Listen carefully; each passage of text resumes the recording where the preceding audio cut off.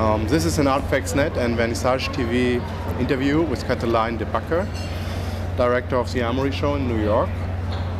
Hello, Mr. Bakker. Hello. Welcome. Thank you. It's enjoyable here. Yeah? Yeah, good to sit on the floor. Relax, yeah. Thank you for allowing me to sit on the floor. It's like back in the 70s, and we will come to this point. Yeah. This is the 7th time you organized the Armory show. Yes. In numerology, the 7 is a special number. In the Bible, for example, there's a saying about the 7 good and the 7 bad years. If you look back and forth, what would you think are the good years still to come?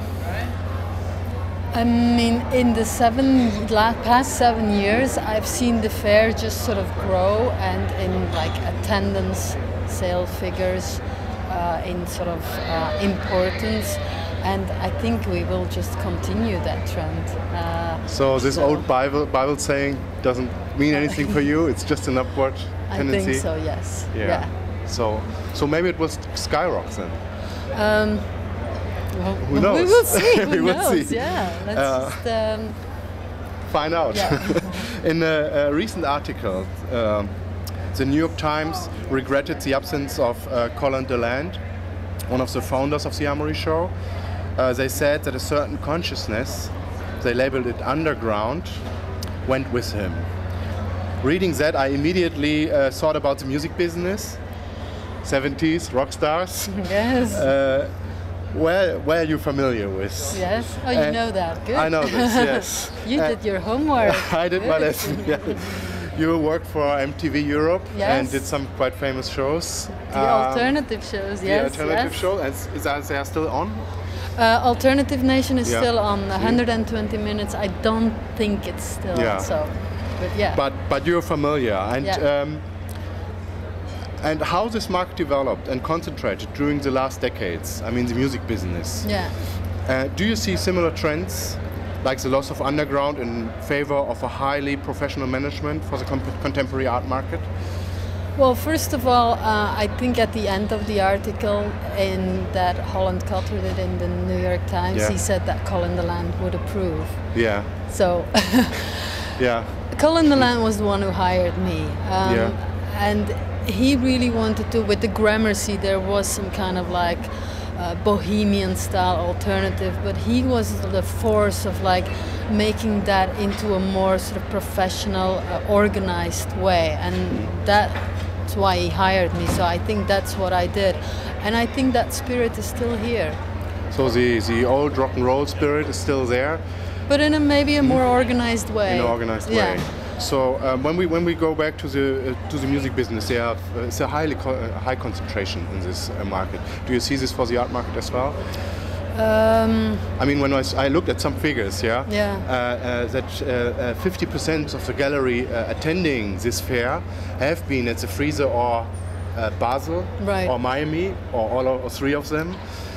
Well, what happened? Last year after the fair, we sat together with our selection committee, and they said, you know what, with all these art fairs we see the same galleries, so let's stir things up and let's accept more new galleries. So in previous years we had about 20% new galleries. This year we have 25%. So when they had two galleries that they felt were equally strong, they picked a new one over in favor of a so and I think that's also in the spirit of Colin DeLand. He would have done the same. So. Yeah, this is interesting.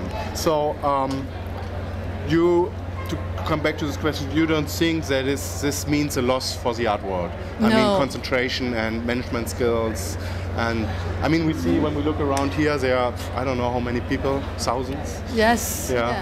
No, I think that what we try to do is just when something grows, and that's in the music industry the same thing, you just try to kind of become a little bit more professional, but just try to keep the spirit of the original idea. And I think that's what we're trying to do with like having an artist doing all the art for the fair each year. Like this year it's Pipilotti Rist.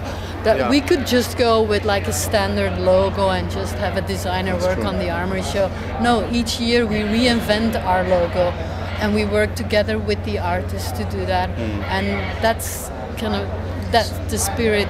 Okay, so the underground spirit is there and professionalism is just for organization purposes. Yeah, because people also want it to be easier and to, although the Gramercy had its charm and all these people in one elevator and the elevator breaks down, that's fun. But if you do that again and again to people, they're like, no, we want to have it smooth and it needs to be organized. Yeah, it's like a non-smoking policy. I mean, didn't lose its spirit. It's even nice. I mean, we are from Berlin and everybody smokes. So we come to another interview, or to another quotation, an interview with the magazine Arte Aldia. God, you did do your research. Yeah, you've been asked about your personal taste in art and you've refused to answer because of your profession. On the one hand, you do not stop to mention the buzzword quality. Can you tell us the difference between personal taste and quality in art? No, that's a difficult question. Well, what I mean by I don't want to say what I prefer is because in my position I don't think it's appropriate. If I would say this is my favorite painting here, then another gallery will say, why didn't you pick a painting from mine? I mean, the galleries are still my clients. Yes. So I can't do that. But I don't see the link with... But when you have a personal taste, so you may like this one in favor of another one, and you don't want to hurt the feelings or the professional atmosphere within the fair, then you have a personal view on things, right? Right. But on the other hand, you say that the Armory show is a fair where you see the highest qualified art, the most quality. So there must be a kind of, why? How? Well, first of all, I'm also not an art critic, so I'm not gonna give an opinion on, I just completely go by personal taste. I leave the quality issue, that I leave to our selection committee. They kind of do the selection of the galleries and they look at what is quality. We all know that art is a very subjective thing. Somebody likes that, another person like that. But I would think that our selection committee is qualified enough to make that judgment. Okay, the qualification comes from a judgment from qualified persons who have a decade or more, a long-term history of experience, and they have seen a lot of things, so it's a viewing experience and the market experience of the professionals. That's quality. So when you say quality, you mean that? Yes, okay. Correct. So the meaning of quality is also the excellence of an object, and therefore it has a value to some persons. Yes. Yeah.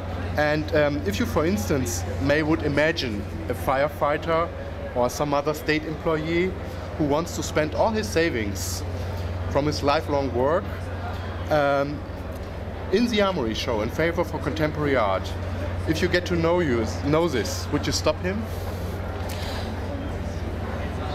If he had the choice of buying an SUV or a work of art, I would encourage him to buy the work of art. Okay. But in terms of he needs the money, maybe it's investments. That's up to him. I mean, you would stop him. I'm not gonna make a decision for him to where he's gonna spend his money. But if he has decided to spend that amount of money, I would say yes. You would say yes. If you want to spend it on something, rather come here. Rather come here than go and buy a SUV or a yacht or a holiday to the Bahamas. Yeah. Okay. The name of your... No, I'm gonna get the tourist board of the Bahamas against me. No, they will like it too. I mean, I think they personally will like art also. The name of your fair, the Armory Show, refers to the International Exhibition of Modern Art that opened in New York City's 69th Regiment Armory on February 17th in 1913, nearly 100 years ago. Yes. It's amazing, huh? Yes, it is. And about the show, President Theodore Roosevelt said, that's not art. And I think he meant the Duchamp declining the woman, declining the stairs. Or the urinal? The urinal, I think, wasn't shown in this. It was the declining woman. Nude descending a staircase. Yeah. The nude is descending the staircase. That's it. And nowadays, Mayor Michael Bloomberg opens this show and points out the numbers serving the city produced by the Armory show. What would you say? Why is there such a great acceptance of contemporary art? I don't know why, but I think it's a great thing. I mean, yesterday we had like lines, like 3-4 blocks outside. I just can sort of be happy that so many people are interested in contemporary art or in art. Yeah. Although it's just a good thing because it's that creativity is applauded by the public. Yeah. It's a good thing. So, but why that is, I don't know. Yeah, because it was so different, right? I mean, even in the 60s or so, we don't really have scandals anymore in the art world. People are still trying, I think, but I don't know if there's any work here that people say because it's a scandal. Its creativity is appreciated. That's what it is, and that's a good thing. Yeah. This acceptance leads us to another point, the market and the competition. Okay. In the primary art market, this is the gallery market, the art fairs established in the last 30 years a new and very powerful platform to distribute art. Due to the globalization, we face now a new type of vendor, the art fair. We could extract 3 major strategies of gaining sustainable success for art fairs. Strategy A is the city marketing, which means playing out the card of the location, to name Basel, London, Berlin, with its piggyback fairs and all these kind of things. And B, the range of articles on sale, which means offering related collectibles around the contemporary art. To name TIFAF in Maastricht, where you can buy Armory, you can buy modern art, you can buy old art, you can buy any item, any kind of collection, you can buy diamonds. Right. And or see both, to name FIAC in Paris and Art Basel in Miami, where they show contemporary art and design and modern art. So when you look at these 3 strategies, what is your preferred? I think